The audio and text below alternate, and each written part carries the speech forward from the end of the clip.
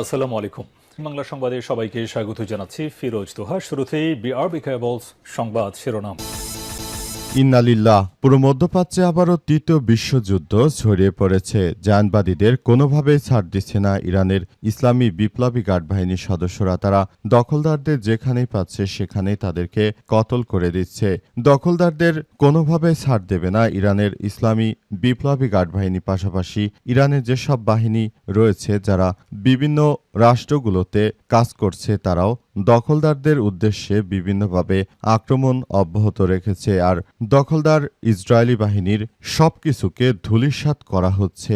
মার্কিন প্রেসিডেন্ট পাকিস্তানের হাতে পায়ে ধরে যুদ্ধবিরতি করার জন্য ইরানকে রাজি করানোর চেষ্টা করছে। তবে ইরান 10 দফা চুক্তির শর্ত দিয়েছে, এটি মেনে মার্কিন যুক্তরাষ্ট্র চুক্তি করতে বাধ্য হচ্ছে। আর এরই মাঝে আমাদের হাতে এসে পৌঁছেছে যুদ্ধের সর্বশেষ গুরুত্বপূর্ণ সবথেকে তাজা আপডেট সংবাদ আপনাদের জানিয়ে দিব। প্রথমেই জানাবো হরমুজ প্রণালী শর্ত সাপেক্ষে খোলার কথা জানালো ইরান। হরমুজ প্রণালী শর্ত সাপেক্ষে খুলে দেওয়া হবে বলে জানিয়েছে ইরানের প্রতিরক্ষা মন্ত্রণালয়ের মুখপাত্র। হরমুজ প্রণালী শুধু যুদ্ধবিরতির শর্তে এবং শর্ত সাপেক্ষে খোলা থাকবে বলে নিশ্চিত করেছেন তিনি। এরপর জানাবো সমৃদ্ধ ইউরেনিয়াম হস্তান্তর নিয়ে ট্রাম্পের দাবি নাকচ করল ইরান। সমৃদ্ধ ইউরেনিয়াম দেশের বাইরে পাঠানোর বিষয়টি সরাসরি নিষেধ করেছে ইরান। ইরানের জাতীয় নিরাপত্তা কমিটির মুখপাত্র ইব্রাহিম রেজাই জোর দিয়ে বলেছেন, এ বিষয়ে মার্কিন প্রেসিডেন্ট ডোনাল্ড ট্রাম্প যে প্রতিশ্রুতির কথা বলেছেন তা ভিত্তিহীন।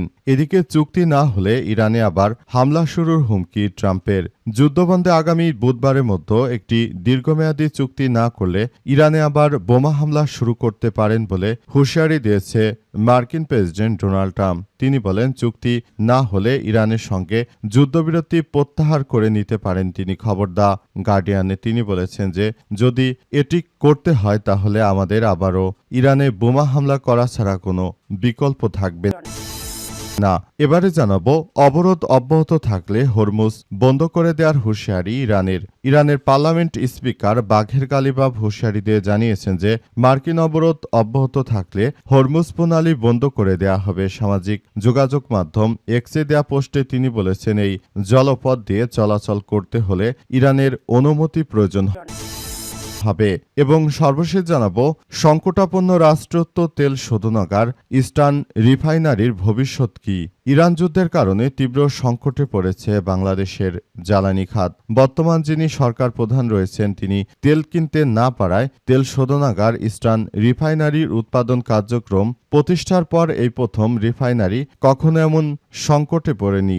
এই সংকটে একদম ইস্টার্ন রিফাইনারি ধ্বংসস্তূপে পরিণত হচ্ছে। তারপরও বিএনপি সরকার এটিকে চালু রাখতে পারছে না।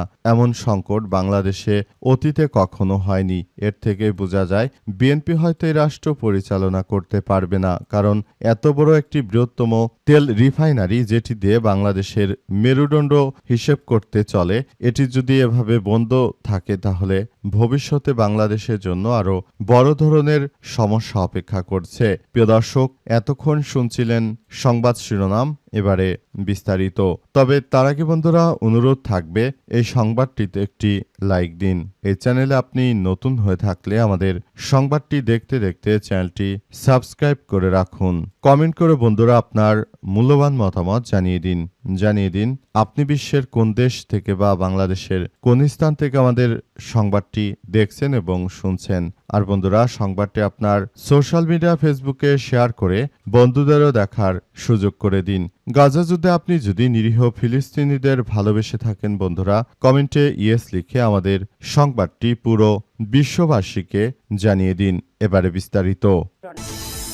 হরমুজ প্রণালী শর্ত সাপেক্ষে খোলার কথা জানালো ইরান। আলহামদুলিল্লাহ, ইরানের পার্লামেন্টের স্পিকার বাঘের গালিবাফ জানিয়েছেন যে আমরা হরমুজ প্রণালী শর্ত সাপেক্ষে খোলার বিষয়ে কাজ করছি।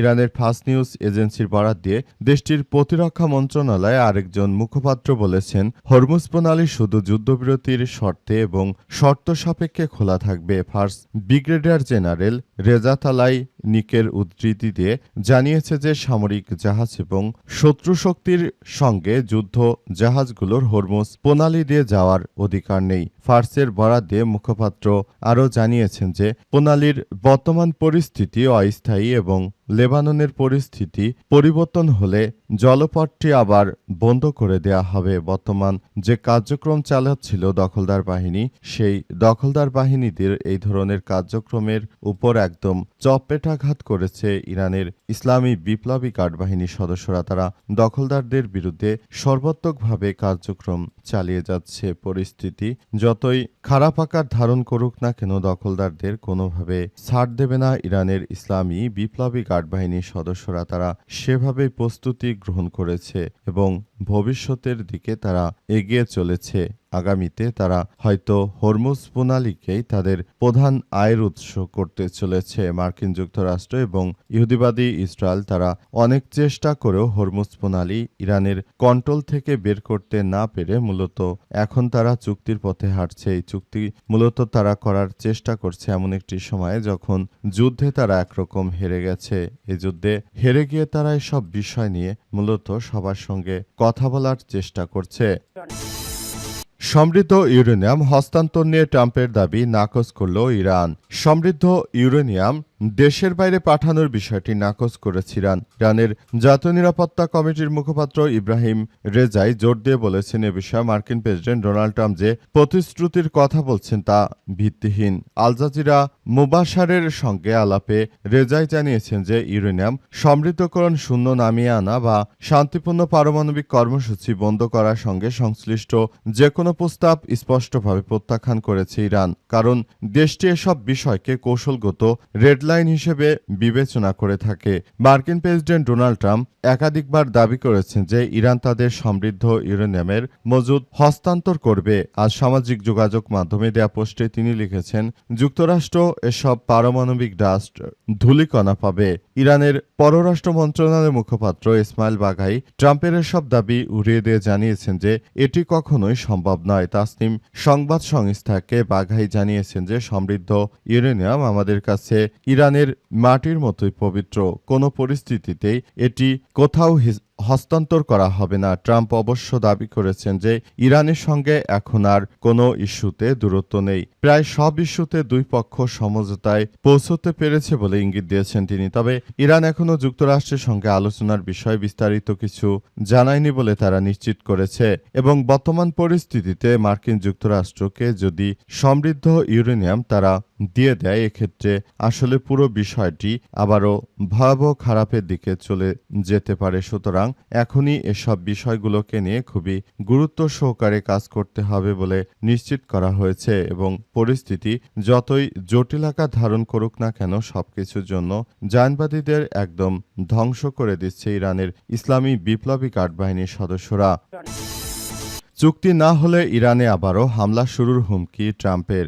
যুদ্ধবন্ধে আগামী বুধবারের মধ্যে একটি দীর্ঘমেয়াদী চুক্তি না করলে ইরানে আবার বোমা হামলা শুরু হতে পারে বলে হুঁশিয়ারি দিয়েছেন মার্কিন প্রেসিডেন্ট ডোনাল্ড ট্রাম্প। তিনি বলেন, চুক্তি না হলে ইরানের সঙ্গে যুদ্ধবিরতি প্রত্যাহার করে নিতে পারেন তিনি। খবর দা গার্ডিয়ানের আজ এয়ারফোর্স ওয়ানের সাংবাদিকদের প্রেসিডেন্ট জানিয়েছেন, হয়তোবা আমি যুদ্ধবিরতির মেয়াদ বাড়াবো না, কিন্তু ইরানের বন্দরগুলোর উপর অবরোধ বহাল থাকবে। কাজেই একটি অবরোধ থাকবে, সেই সঙ্গে দুর্ভাগ্যবশত আমাদের আবার বোমা হামলা শুরু করতে হবে।